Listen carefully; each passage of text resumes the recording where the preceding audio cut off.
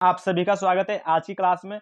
आपका यहाँ पे एक ब्रांच चल रहा है जिसका नाम है साइटोलॉजी यानी कि कोशिका विज्ञान। उस कोशिका विज्ञान के मैं 1 से लेकर 25 तक के क्वेश्चन पहले ही आपको कंप्लीट करा चुका हूँ। अगर वो वीडियो आपने नहीं देखा तो आप डिस्क्रिप्शन बॉक्स में लिंक दे रखी है मैंने, वहां से आप जाकर उस वीडियो को देख सकते हैं। और आज रहेंगे आपके 26 से लेकर 50 यानी कि फिर से 25 क्वेश्चन का आज पूरा क्लास रहेगा आपको। अगर आपने वो क्लास नहीं देखी तो कृपया करके पहले उसे देख ले ताकि ये क्लास आपको अच्छे से समझ आए। तो चलिए हम बढ़ते हैं आज के क्वेश्चन की ओर। डीएनए का मॉडल किसने प्रतिपादित किया? वेरी वेरी इंपॉर्टेंट है। तो यहाँ पे आपका एकदम से उत्तर हो जाएगा ऑप्शन बी यानी कि वाटसन और क्रिक। तो वाटसन एवं क्रिक ऐसे वैज्ञानिक थे जिन्होंने डीएनए का मॉडल दिया था। यानी कि एक प्रकार से जैसे आप फोटो में देख सकते हैं ये डीएनए का चित्र है। तो इस प्रकार की जो संरचना होती है, यानी कि इन्होंने ये कहा था कि ये संरचना कैसी होती है, द्विकुंडलित। तो इस संरचना के बारे में बताना, एक प्रकार से इस संरचना के बारे में बताना ही आपका क्या कहलाता है, तो ये कहलाता है डीएनए का मॉडल। तो ये संरचना कैसी होती है? डबल हेलिक्स यानी कि द्विकुंडलित। तो ये बात भी आपको नोट करनी है कि ये संरचना कौन सी होती है, द्विकुंडलित। इसके अलावा अगर हम बात करें ऑप्शन ए की, रॉबर्ट हुक की, तो इन्होंने सबसे पहले सेल की खोज की थी यानी कोशिका की खोज की थी। और कब की थी इन्होंने ये? तो सन 1665 में की थी। और ये कोशिका कैसी थी? तो ये कोशिका थी मृत, एक प्रकार से डेड सेल थी। तो आपसे पूछा जाता है कि मृत कोशिका की खोज किसने की थी? तो यहाँ पे रॉबर्ट हुक ने की थी। इसके अलावा आपसे पूछा जाता है कि मृत कोशिका की खोज किसके अंदर की गई थी? तो आप याद रखेंगे वो की गई थी कोरक टिश्यू के अंदर यानी कोरक उत्तक के अंदर। और जब इन्होंने मृत कोशिका की खोज की थी तो जिनको वो संरचना दिखी थी, वो संरचना किस प्रकार की थी? तो वो थी मधुमक्खी के छत्ते के समान। ये पॉइंट भी आपको नोट करना है। इसके अलावा अगर हम बात करें ऑप्शन सी की, स्लाइडन एवं स्वान की, तो स्लाइडन एवं स्वान ऐसे वैज्ञानिक थे जिन्होंने सेल थ्योरी दी थी यानी कि कोशिका सिद्धांत दिया था। तो कोशिका सिद्धांत किसके द्वारा दिया गया था? ये भी आप नोट करेंगे, स्लाइडन एवं स्वान के द्वारा। अगर हम बात करें ऑप्शन डी की यानी कि फ्रेडरिक मिश्र की, तो फ्रेडरिक मिश्र ऐसे वैज्ञानिक थे जिन्होंने बताया था किसके बारे में? न्यूक्लिक एसिड के बारे में। किसके बारे में? न्यूक्लिक एसिड के बारे में। अब न्यूक्लिक एसिड क्या होते हैं? तो आरएनए प्लस डीएनए को ही हम क्या बोलते हैं यहाँ पे? Nucleic acid. तो आरएनए प्लस डीएनए के बारे में सबसे पहले बताने वाले वैज्ञानिक कौन थे? फ्रेडरिक मिश्र। इसके अलावा इन्होंने क्या दिया था? तो इन्होंने दिया था आरएनए का मॉडल। ये बात भी आपको याद रखनी है कि आरएनए का मॉडल किसने दिया था? तो वो दिया था फ्रेडरिक मिश्र ने। आपका नेक्स्ट क्वेश्चन है, डीएनए पाया जाता है, जो डीएनए होता है वो किस किस में उपस्थित होता है, ये आपको बताना है। तो फर्स्ट आपका एकदम करेक्ट हो जाएगा केंद्रक, यानी कि जो केंद्रक होता है उसके अंदर भी क्या पाया जाता है? आपका डीएनए पाया जाता है। इसके अलावा मैं बात करूं ऑप्शन बी की यानी कि माइटोकॉन्ड्रिया की, तो जैसे कि चित्र में आप माइटोकॉन्ड्रिया देख पा रहे हैं यहाँ पे, तो माइटोकॉन्ड्रिया में लिखा हुआ है यहाँ पे आपका डीएनए, यानी कि एक प्रकार से जो माइटोकॉन्ड्रिया होता है उसके अंदर भी डीएनए पाया जाता है। इसके अलावा अगर हम बात करें ऑप्शन सी की यानी कि हरित लवक यानी क्लोरोप्लास्ट, ये होते हैं प्लांट में, यानी कि एक प्रकार से ये पादप में पाई जाती है और इनमें भी क्या होता है? डीएनए। तो इस प्रकार से आपका ऑप्शन बी एकदम करेक्ट हो जाएगा, यानी कि सभी जो डीएनए होता है, केंद्रक, माइटोकॉन्ड्रिया, हरित लवक, इन सभी में पाया जाता है। ये वेरी इंपॉर्टेंट है, ये भी आपको याद रखना है। आपका नेक्स्ट क्वेश्चन है, निम्न में से द्विकुंडलित संरचना पाई जाती है। वेरी इंपॉर्टेंट है, मैंने आपको अभी बताया था। यहाँ पे आपका एकदम करेक्ट होगा ऑप्शन ए यानी कि डीएनए। जो डीएनए होता है, जैसे कि ये फोटो में आप देख सकते हैं ये डीएनए है, तो इसमें क्या होती है? आपकी द्विकुंडलित संरचना होती है। जैसे कि आप देख पा रहे हो ये एक प्रकार से जो टर्न ले रही है ये एक कुंडलित है, और जो दूसरी आप देख रहे हो ये द्विकुंडलित है। एक प्रकार से एक और एक कितनी होगी? आपकी दो। तो जो द्विकुंडलित संरचना होती है वो किसकी होती है? डीएनए की। अगर हम बात करें आरएनए की, तो आरएनए में सिर्फ ऐसे एक ही हेलिक्स होती है, एक ही संरचना होती है इस प्रकार से। तो आप ये भी याद रख सकते हैं कि जो आरएनए होता है उसमें क्या होती है? आपकी एक प्रकार से सिंगल हेलिक्स होती है, यानी कि एक कुंडलित संरचना पाई जाती है। और जो आरएनए होता है उसका मॉडल किसने दिया था? मैंने अभी आपको बताया था, ये दिया था फ्रेडरिक मिश्र ने। और जो डीएनए होता है उसका मॉडल किसने दिया था? तो वो दिया था वाटसन एवं क्रिक ने। तो द्विकुंडलित संरचना किसमें पाई जाएगी? डीएनए में, जबकि सिंगल हेलिक्स होता है कौन? आरएनए, यानी कि इसमें पाई जाती है एक कुंडलित संरचना। आपका नेक्स्ट क्वेश्चन है, आरएनए की उपस्थिति देखी जा सकती है। तो यहाँ पे आपका ऑप्शन डी एकदम सही उत्तर होगा, यानी कि जो केंद्रक होता है न्यूक्लियस, वो जैसे कि आप इस कोशिका में देख पा रहे हो, ये जस्ट बीचों बीच में कौन है? केंद्रक। तो इस केंद्रक के अंदर डीएनए भी पाया जाता है, इसके साथ साथ क्या पाया जाता है? इसमें आरएनए। तो एक प्रकार से आपका केंद्रक तो होगा ही होगा। इसके अलावा जो ये कोशिका देख रहे हो आप, कोशिका के अंदर जितना भी द्रव भरा हुआ है, इस प्रकार से कुछ लिक्विड तरल है, उसे बोला जाता है कोशिका द्रव। तो इस कोशिका द्रव में भी कौन होता है? आपका आरएनए पाया जाता है। इसके अलावा अगर हम बात करें ऑप्शन सी की, आरईआर की, तो ये क्या होती है? एक प्रकार से रफ एंडोप्लाज्मिक रेटिकुलम, यानी कि खुदरी अंतःपर्देवीय जालिका। तो इसके अंदर भी आरएनए की उपस्थिति देखी जाती है। इस प्रकार से आपका ऑप्शन डी एकदम करेक्ट होगा। इसके अलावा जैसे कि नोट में लिखा हुआ है कि न्यूक्लिक अम्ल क्या होते हैं? आपके डीएनए प्लस आरएनए। ये बने किसके होते हैं? ये वेरी वेरी इंपॉर्टेंट है, ये सभी को आपको नोट करना है। तो ये बने होते हैं न्यूक्लियोटाइड के। किसके बने होते हैं? यहाँ पे न्यूक्लियोटाइड के। तो ये आपको इंपॉर्टेंट पॉइंट है, याद रखना है। आपका नेक्स्ट क्वेश्चन है, केंद्रक में पाया जाता है। ये वेरी वेरी इंपॉर्टेंट क्वेश्चन है, ये आपका सीजल में आया हुआ क्वेश्चन है। तो यहाँ पे आपका एकदम सही उत्तर होगा ऑप्शन ए यानी कि नाइट्रोजन। जिस प्रकार से यहाँ पे आप देख पा रहे हो केंद्रक, तो इस केंद्रक में क्या पाया जाता है? आपका डीएनए पाया जाता है, जैसे कि ये आपको दिखाया गया है चित्र में कि ये डीएनए आपका। तो इस डीएनए में जो बेस होते हैं, यानी आपके जैसे कि ये होता है एडेनिन, ये लिखा हुआ है आपका थायनिन, फिर ये लिखा है साइटोसिन, ये गुआनिन, ये क्या होते हैं, बेस होते हैं, क्षार होते हैं। और ये क्षार के आगे जब नाइट्रोजन जुड़ा होता है तो इनको बोला जाता है नाइट्रोजीनियस क्षार। यानी कि एक प्रकार से मैं कह सकता हूं कि आपका जो नाइट्रोजन होता है वो किसमें पाया जाता है, डीएनए में। लेकिन डीएनए किसके अंदर पाया जाता है, तो ये पाया जाता है केंद्रक के अंदर। इसलिए आपसे पूछा गया है कि केंद्रक में पाया जाता है, तो आपका एकदम सही उत्तर होगा वहां पे नाइट्रोजन। इसे रिपीट कर देता हूं, जो आपका केंद्रक होता है ये आप केंद्रक देख पा रहे हो, और केंद्रक के अंदर ही क्या होते हैं, आपके डीएनए आरएनए। तो जो आपका डीएनए होता है उसमें होते हैं नाइट्रोजीनियस बेस, इसलिए नाइट्रोजन आपका कहां पाया जाता है, केंद्रक में, या फिर मैं कह सकता हूं डीएनए में। तो यहाँ पे आपको केंद्रक जो है ऑप्शन में दिया गया था, सॉरी केंद्रक में पूछा गया था, तो एक प्रकार से आपका क्या होगा वहां पे, नाइट्रोजन। आपका नेक्स्ट क्वेश्चन है, आरएनए में थायमिन की जगह क्या आ जाता है। वेरी वेरी इंपॉर्टेंट है, आरएनए से ये क्वेश्चन हमेशा बनता है। तो जो आरएनए होता है उसमें थायमिन की जगह क्या आ जाता है। ये थायमिन होता क्या है, जैसे कि यहाँ पे आप देख पा रहे हो, ये है एक आरएनए की संरचना। तो आरएनए में क्या है कि जैसे कि साइटोसिन, ये क्या होता है, बेस क्षार होते हैं, मतलब एक होता है आपका गुआनिन, एक होता है एडेनिन, और दूसरा होता है आपका यूरेसिल। तो इसी प्रकार से डीएनए के अंदर भी होते हैं। डीएनए के अंदर क्या क्या होते हैं, साइटोसिन, गुआनिन, एडेनिन, और इस यूरेसिल की जगह पे होता है डीएनए के अंदर थायमिन। तो इसी थायमिन की जगह पे क्या आ जाता है आरएनए में, ये आपसे पूछा गया है। तो यहाँ पे आप नोट करेंगे क्या होता है वो आपका यूरेसिल। तो यहाँ पे आपका ऑप्शन बी एकदम करेक्ट होगा। तो आरएनए में थायमिन की जगह क्या आ जाता है, आपको ये भी याद रखना है, थायमिन की जगह आता क्या है, यूरेसिल। और अगर जो आपका डीएनए होता है उसमें क्या पाया जाता है, एक प्रकार से थायमिन, किस जगह पे, यूरेसिल की जगह पे। तो दोनों ही क्वेश्चन बन सकते हैं आपके। जो डीएनए होता है उसमें इस यूरेसिल की जगह क्या रहता है वहां पे, थायमिन, और जो आरएनए होता है उसमें इस थायमिन की जगह क्या रहता है, यूरेसिल। इसके अलावा आपको याद रखना है कि जो आरएनए होता है इसका मॉडल किसने दिया था, तो मैंने आपको बताया था फ्रेडरिक मिसर। तो फ्रेडरिक मिसर द्वारा दिया गया था मॉडल किसका, आरएनए का। और उन्होंने कहा था कि जो आरएनए होता है इसमें सिंगल हेलिक्स संरचना होती है, यानी कि एक कुंडली संरचना पाई जाती है। आपका नेक्स्ट क्वेश्चन है, डीएनए का एक भाग क्या कहलाता है। तो डीएनए जो होता है, जिस प्रकार से आपका ये से डीएनए होता है, मैंने अभी आपको बताया था, तो डीएनए का एक भाग होता है, या फिर मैं कह सकता हूं एक टुकड़ा, तो ये क्या कहलाता है, तो ये कहलाता है जीन। तो यहाँ पे आपका ऑप्शन ए एकदम सही होगा। तो डीएनए का एक भाग क्या कहलाता है, जीन कहलाता है। इसके अलावा जैसे कि आपको नोट में दिया गया है, डीएनए में हाइड्रोजन बंध पाए जाते हैं। वेरी इंपॉर्टेंट क्वेश्चन है, ये आपको याद रखना है। जो डीएनए होता है इसमें कुछ क्षार होते हैं, जैसे कि ये होता है आपका एडेनिन, थाइमिन, एक इस प्रकार से होता है साइटोसिन और गुआनिन। तो जो ये एडेनिन है और थाइमिन है, ये क्षार जो यहाँ पे जुड़े हुए हैं ना, ये बंध कौन सा है आपका, तो ये होता है आपका हाइड्रोजन बंध। और यहाँ पे दो लाइन है, इसका मतलब क्या है, यहाँ पे डबल हाइड्रोजन बंध है, यानी कि यहाँ पे मैं कह सकता हूँ कि दो हाइड्रोजन बंध है। और जो आपका साइटोसिन है और गुआनिन है, इन दोनों क्षार के बीच आप तीन लाइन देख पा रहे हो, इसका मतलब है कि यहाँ पे ट्राई हाइड्रोजन बंध है। तो ये भी आपको नोट करना है कि एडेनिन और थाइमिन के बीच में कितने बंध होते हैं, आपके दो, जबकि साइटोसिन और गुआनिन के बीच में कितने होते हैं, यहाँ पे तीन। इसके अलावा जो आपका डीएनए होता है उसका बाय एक भाग क्या कहलाता है, तो वो कहलाता है जीन। और इसके अलावा जीन का काम क्या होता है, तो जीन का काम होता है एक प्रकार से अनुवांशिक लक्षणों को ले जाना।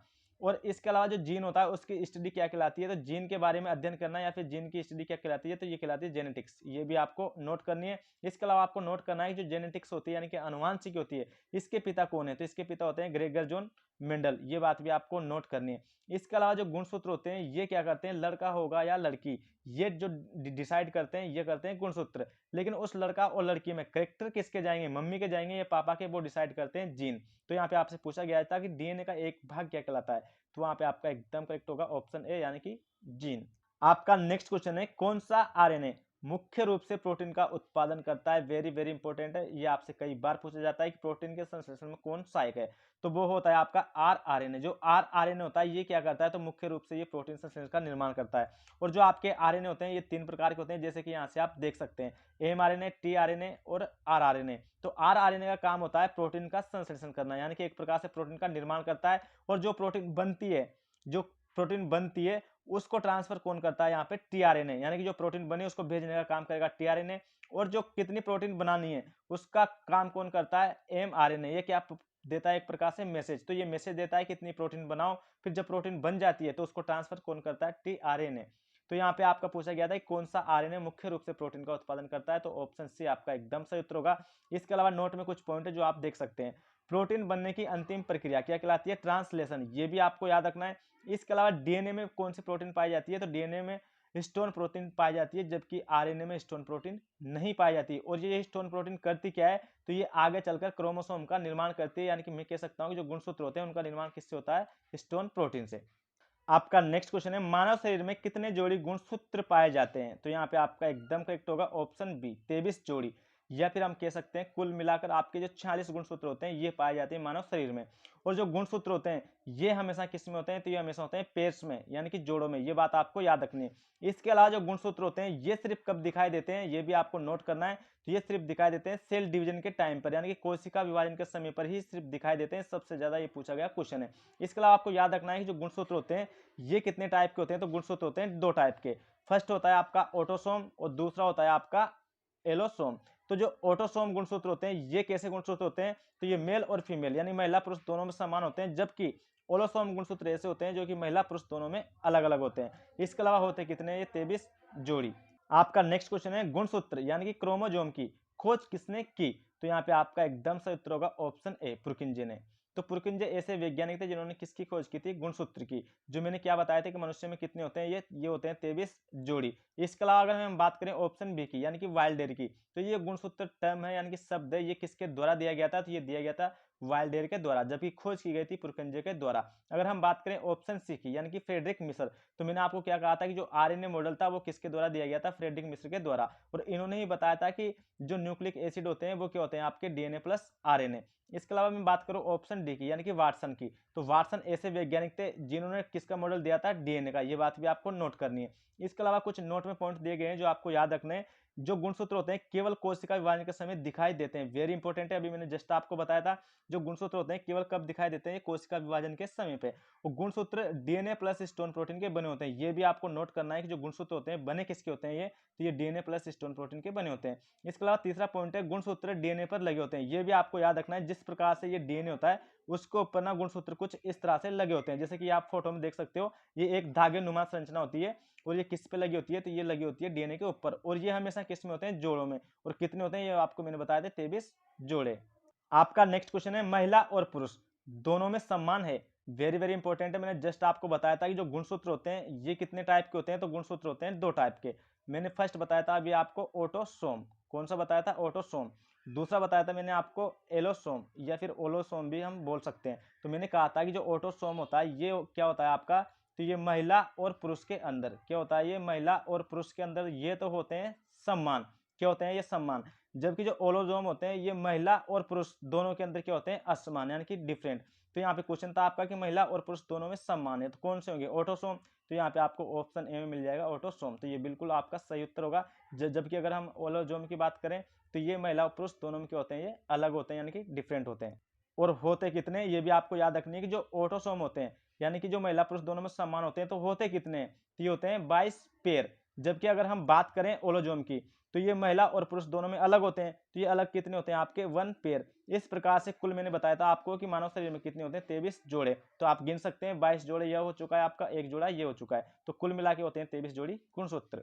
आपका नेक्स्ट क्वेश्चन है लिंग निर्धारण गुणसूत्र हैं यानी कि जो सेक्स डिटरमाइन गुणसूत्र होते हैं, वेरी वेरी इंपॉर्टेंट क्वेश्चन है, सबसे ज्यादा ये पूछा जाता है। तो वो होते हैं पुरुष के। यहाँ पे ऑप्शन है एकदम सही उत्तर होगा, जो लिंग निर्धारक होता है यानी कि एक प्रकार से मैं कह सकता हूं कि लड़का होगा या लड़की, क्या कि लड़का होगा या लड़की, ये डिपेंड किस पे करता है, तो ये करता है पुरुष के गुणसूत्र पे। और गुणसूत्र भी मैंने आपको कितने टाइप के बताए थे, 2 टाइप के, एक होता है ऑटोसोम, एक होता है आपका एलोसोम। जो एलोसोम गुणसूत्र होते हैं ना ये होते हैं किसके, पुरुष के। और यही डिपेंड करते हैं आपके कि लड़का होगा या लड़की। तो मैं कह सकता हूं कि लिंग निर्धारक गुणसूत्र कौन से होते हैं आपके, तो वो होते हैं पुरुष के।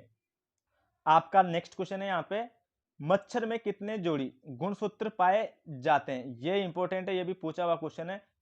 तो आपका एकदम सही उत्तर होगा यहाँ पे ऑप्शन ए यानी कि 3 जोड़ी।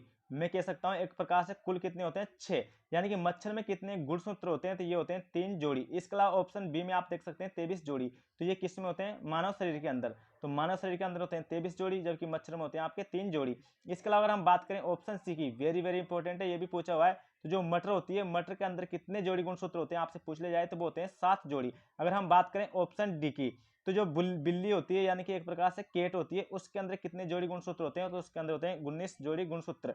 अगर मैं बात करूं बंदर की कि बंदर में कितने जोड़ी गुणसूत्र होते हैं, तो बंदर के अंदर यहाँ पे दिए गए हैं आपको 42 यानी कि 42, यानी कि मैं कह सकता हूँ एक प्रकार से 21 जोड़ी। कुल तो होते हैं 42 और जोड़ी में पूछ लिए तो वो होते हैं आपके 21। इसके अलावा जो टमाटर होते हैं इसमें कुल होते हैं 24, अगर मैं जोड़ी की बात करूंगा तो जोड़ी रहेंगे इसमें 12। उसी प्रकार से जो कबूतर होता है इसमें होते हैं 40 जोड़ी गुणसूत्र आप अलग से नोट कर सकते हैं। इसके अलावा एक गोल्ड फिश नाम से होती है, गोल्ड फिश, उसमें होते हैं आपके 100 गुणसूत्र, यानी कि कुल अगर मैं जोड़ों की बात करूंगा तो कुल जोड़े रहेंगे आपके 50। अगर मैं बात करूं गेहूं की तो गेहूं में होते हैं आपके 21 पेयर यानी कि 21 जोड़ी। अगर मैं बात करूं तंबाकू की तो तंबाकू में होते हैं आपके 18 पेयर यानी कि 18 जोड़ी। अगर हमें बात करूं आपसे चिंपांजी की तो चिंपांजी में भी होते हैं आपके 24 जोड़ी गुणसूत्र। इसके अलावा मक्का का पूछा गया है कि मक्का में कितने जोड़ी होते हैं, तो मक्का में भी आप याद रखोगे कितने होते हैं, 20 जोड़ी गुणसूत्र। तो आपका क्वेश्चन था कि मच्छर में कितने जोड़ी गुणसूत्र होते हैं, तो यहाँ पे आपका ऑप्शन है एकदम सही होगा, 3 जोड़ी।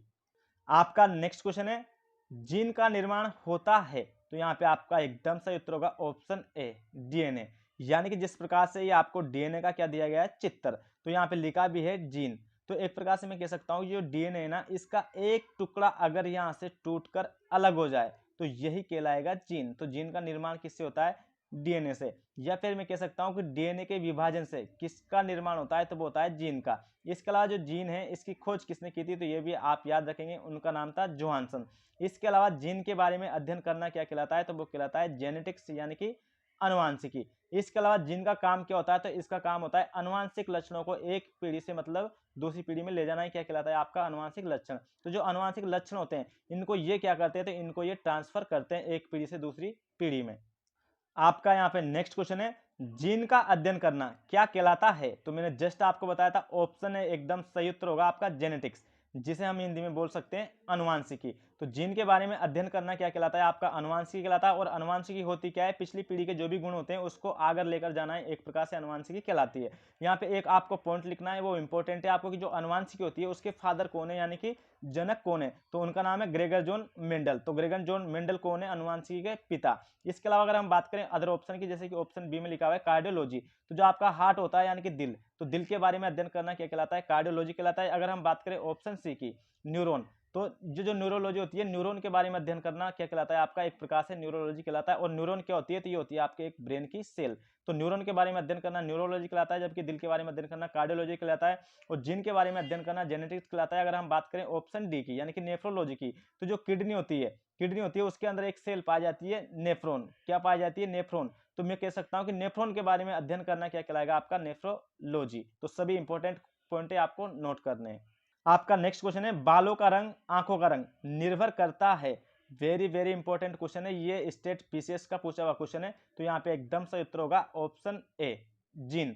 जो बालों का रंग होता है, आंखों का रंग होता है, किस पर निर्भर करता है, तो ये करता है जीन पर। यानी कि मैंने आपसे क्या कहा था कि जो गुणसूत्र होते हैं उनका काम क्या होता है, लड़का होगा या लड़की, ये डिपेंड किसके ऊपर करता है, तो ये करता है गुणसूत्र के ऊपर। लेकिन इस लड़का या फिर लड़की के अंदर किसके करेक्टर जाएंगे, उस लड़की के अंदर किसके करेक्टर जाएंगे, ये कौन डिसाइड करता है, तो ये करते हैं आपके जीन। तो एक प्रकार से मैं कह सकता हूं कि बालों का रंग आंखों का रंग ये किसकी वजह से डिसाइड होंगे, तो ये होंगे जीन की वजह से। इसके अलावा मैंने आपको बताया था कि जो जीन होता है इसका निर्माण किससे होता है, तो डीएनए के विभाजन से। या फिर मैं कह सकता हूं डीएनए का एक खंड ही क्या कहलाता है, आपका जीन कहलाता है। इसके अलावा आपको एक नोट दिया गया है कि डीएनए का एक भाग क्या कहलाता है, जीन। तो ये भी वेरी इंपॉर्टेंट है, ये आपको मैं बता चुका हूं, ये भी आपको नोट करना है। आपका नेक्स्ट क्वेश्चन है यहाँ पे कि अल्टमैन ने माइटोकॉन्ड्रिया को क्या नाम दिया, वेरी इंपॉर्टेंट क्वेश्चन है। तो जो अल्टमैन थे, पहली बात तो ये है कि जो माइटोकॉन्ड्रिया है उसकी वास्तविकता में खोज करने वाले कौन थे, तो वो दो वैज्ञानिक थे, एक का नाम है अल्टमैन और दूसरे का नाम है फिला। क्या नाम है, फिला, या फिर मैं कह सकता हूं इनको फ्लेमिंग। जो आपके दो वैज्ञानिक थे अल्टमान और फ्लेमिंग, इन्होंने क्या की थी, तो ये चित्र में जो आप देख पा रहे हो माइटोकॉन्ड्रिया, तो इस माइटोकॉन्ड्रिया की इन्होंने खोज की थी। लेकिन जो अल्टमैन थे, अल्टमैन ने माइटोकॉन्ड्रिया को नाम क्या दिया था, ये इंपॉर्टेंट है, तो इन्होंने नाम दिया था बायोप्लास्ट। ये आपको याद रखना है कि जो माइटोकॉन्ड्रिया है उसे बायोप्लास्ट किसने कहा था, तो अल्टमैन ने कहा था। जबकि अगर हम बात करें फ्लेमिंग की, तो फ्लेमिंग ने माइटोकॉन्ड्रिया को क्या कहा था, तो इन्होंने कहा था फिला। और इन दोनों ही ने ही क्या की थी, आपकी वास्तविकता में माइटोकॉन्ड्रिया की खोज की थी। अगर हम बात करें माइटोकॉन्ड्रिया को माइटोकॉन्ड्रिया किसने कहा, जैसे कि ऑप्शन सी में लिखा हुआ है, तो माइटोकॉन्ड्रिया को माइटोकॉन्ड्रिया कहा था सी बेंडा ने। ये भी आपको याद रखना है, जो सी बेंडा थे ऐसे वैज्ञानिक थे जिन्होंने माइटोकॉन्ड्रिया कहा। इसके अलावा ऑप्शन डी में लिखा हुआ है ऊर्जा घर, यानी कि जो माइटोकॉन्ड्रिया होती है इसको ऊर्जा घर किसने कहा, तो इसको ऊर्जा घर कहा था सिक्विस्ट ने। ये बात भी आपको नोट करनी है, क्या नाम था उनका, सिक्विस्ट। तो आपको याद रखना है कि जो माइटोकॉन्ड्रिया थी इसकी खोज किसने की थी, अल्टमैन ने और फ्लेमिंग ने। और अल्टमैन ने नाम क्या दिया था, बायोप्लास्ट, जो कि ऑप्शन ए में आपको मिल जाएगा। अगर हम बात करें फ्लेमिंग की, तो फ्लेमिंग ने क्या नाम दिया था माइटोकॉन्ड्रिया को, फिला। इसके अलावा माइटोकॉन्ड्रिया किसने कहा था, सीबेंडा ने। जबकि ऊर्जा घर किसने कहा था, इसको सिक्विस्ट ने। पहली बार यकृत कोशिका से माइटोकॉन्ड्रिया को बाहर किसने निकाला? तो यहाँ पे यकृत को बोला जाता है लीवर, यानी कि लीवर से सबसे पहले माइटोकॉन्ड्रिया को बाहर किसने निकाला था?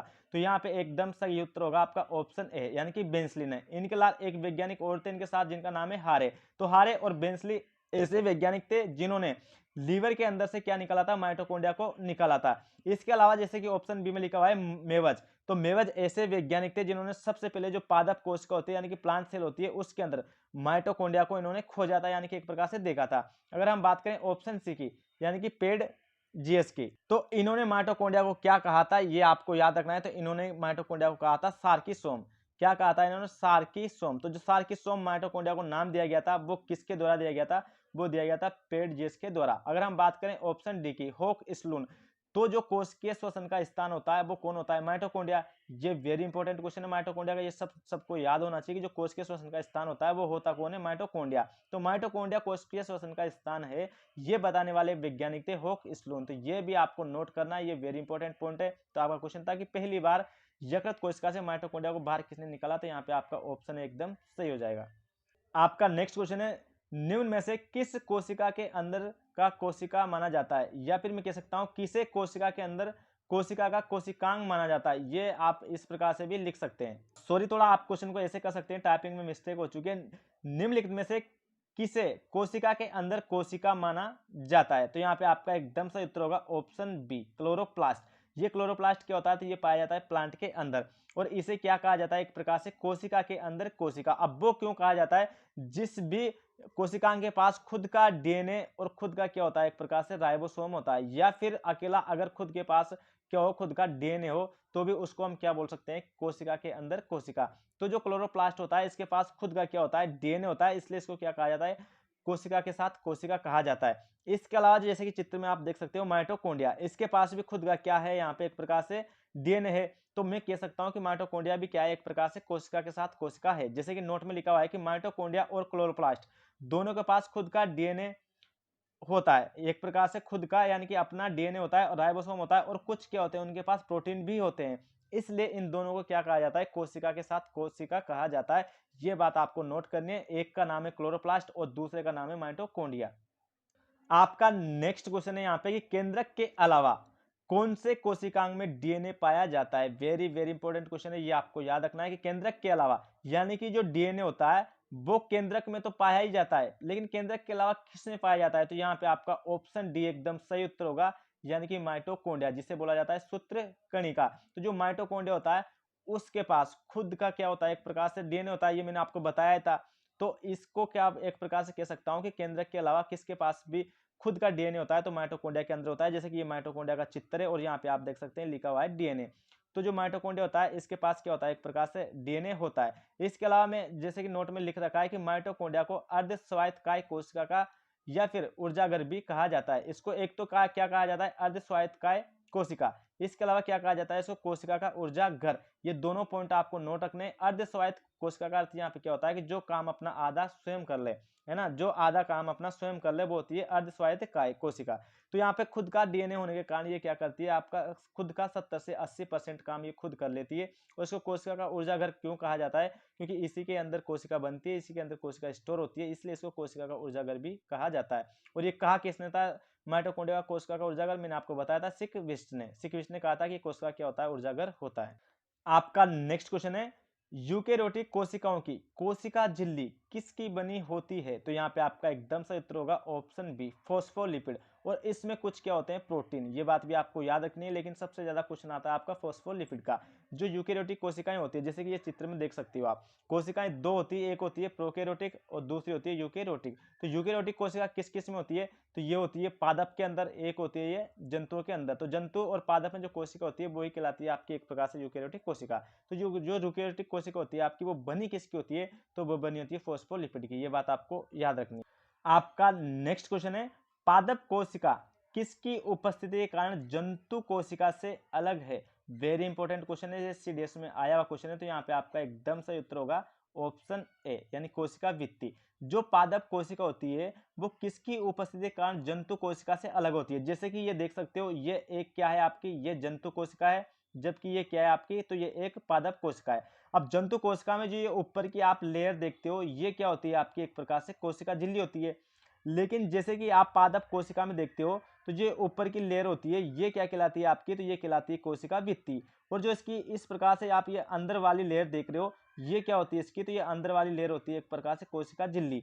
तो जो प्लांट होते हैं उसमें कोशिका झिल्ली तो होती है, और जंतुओं में भी कोशिका झिल्ली होती है, लेकिन इसमें अलग क्या होती है आपकी, एक प्रकार से तो वो होती है आपकी कोशिका भित्ति। तो कोशिका भित्ति होने के कारण जो पादप कोशिका होती है वो जंतु कोशिकाओं से क्या होती है, अलग होती है। तो इस प्रकार से आपका ऑप्शन है एकदम सही उत्तर हो जाएगा।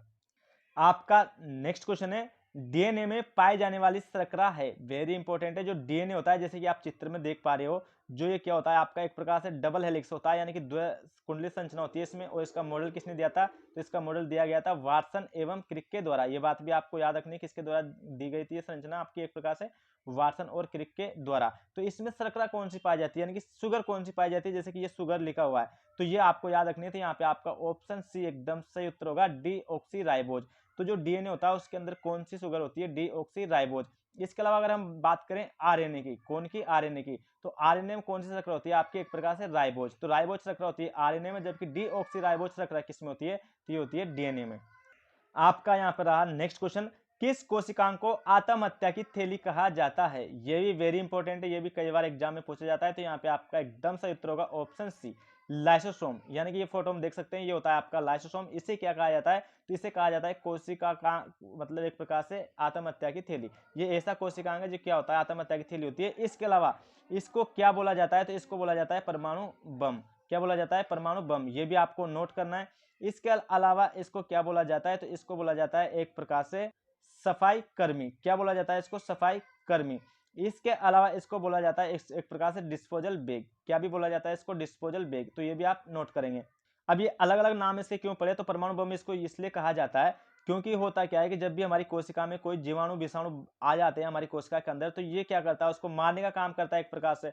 तो उनको मारकर ये क्या करता है, उनका सफाई करता है एक प्रकार से, इसलिए इसको सफाई कर्मी कहा जाता है। लेकिन जब इस पर ज्यादा जीवाणु विषाणु अटैक कर जाते हैं, तो ये क्या करता है, ज्यादा ये एक प्रकार से इसके अंदर एंजाइम बनाकर ये अपने आप को क्या कर लेता है, फाड़ लेता है, यानी कि कहीं ना कहीं उनकी अधिकता से फट जाता है। इसके लिए इसको क्या बोला जाता है, परमाणु बम भी बोला जाता है। और डिस्पोजल बैग इसलिए बोला जाता है क्योंकि इसकी संरचना किसकी होती है, बैग के जैसी होती है। और ये क्या करता है, फिर फटने के बाद अपने ही कोशिकाओं को खाने लग जाता है, इसलिए इसको आत्महत्या की थैली भी कहा जाता है। तो ये सभी अदर नाम भी आप क्या करेंगे, याद रखेंगे। इसके अलावा इसका एक मुख्य पॉइंट होता है जो सबसे ज्यादा आपसे पूछा जाता है कि जो ब्लड कैंसर होता है, ब्लड कैंसर के समय से जो सबसे ज्यादा एक्टिव होता है यानी कि सक्रिय होता है, तो वो कौन होता है, लाइसोसोम। ये पॉइंट भी आपको नोट करना है।